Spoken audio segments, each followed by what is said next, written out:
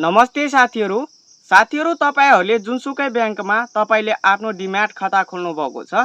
अब तपाईहरुले share apply गर्दाखेरि तपाईलाई सीआरएन नम्बरको आवश्यकता परेको छ। अब तपाईले ब्याङ्क नगइकन तपाईले आफ्नै मोबाइलबाट तपाईले जुनसुकै ब्याङ्कमा चाहिँ तपाईले डिम्याट खाता खोल्नु भएको छ।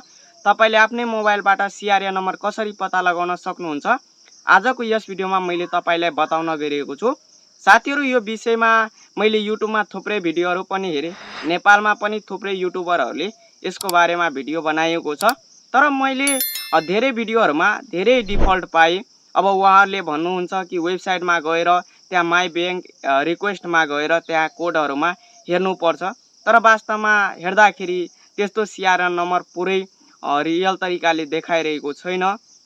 त अब साथीहरु वास्तविकतामा हामीले सीआरएन नम्बर आफ्नै मोबाइलबाट ब्याङ्क नगइकन हामीले एकछिनमै कसरी पत्ता लगाउन सक्छौं मैले भन्न गइरहेको छु।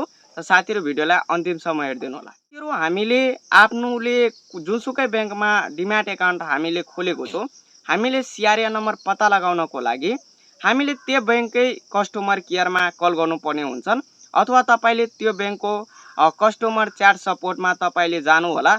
त्यहाँ भाइबर व्हाट्सएप उहाँहरुको कन्ट्याक्ट होला। यदि तपाईले कल नगर्न चाहनुहुन्छ भने कल गर्न चाहनुहुन्छ भने त्यसको कस्टमर केयरमा तपाईले डाइरेक्ट कल गर्नु होला र तपाईको जुन ब्याङ्कमा तपाईले डिम्याट एकाउन्ट खोल्नु भएको छ त्यो ब्याङ्कको जुन कस्टमर केयर हुन्छ त्यसले तपाईको एकाउन्ट नम्बर सोध्न सक्छ, त्यसले तपाईको बीओआईडी नम्बर खोज्न सक्छ र त्यसपछि तपाईको सीआरएन नम्बर प्रोवाइड गरिदिन्छ। त्यस्तै यदि तपाईले एनआईसी एसिया ब्याङ्कमा डिम्याट एकाउन्ट खोल्नु भएको छ वा तपाईले सिद्धार्थ ब्याङ्कमा डिम्याट एकाउन्ट खोल्नु भएको छ भने तपाईले एनआईसी एसिया बैंककै मोबाइल बैंकिङ एपबाट तपाईले आफ्नो सीआरएन नम्बर पत्ता लगाउन सक्नुहुन्छ। त्यस्तै यदि सिद्धार्थ बैंकमा तपाईले डिम्याट खाता खोल्नु भएको छ भने तपाईले सिद्धार्थ बैंकको मोबाइल बैंकिङमा पनि तपाईले सीआरएन नम्बर तपाईले पत्ता लगाउन सक्नुहुन्छ। त्यस्तै यदि तपाईले नबिल बैंकमा तपाईले आफ्नो डिम्याट एकाउन्ट खोल्नु भएको छ भने नबिल बैंकमा तपाईको जुन एकाउन्ट नम्बर हुन्छ, खाता नम्बर हुन्छ, त्यही तपाईको सीआरएन नम्बर हो।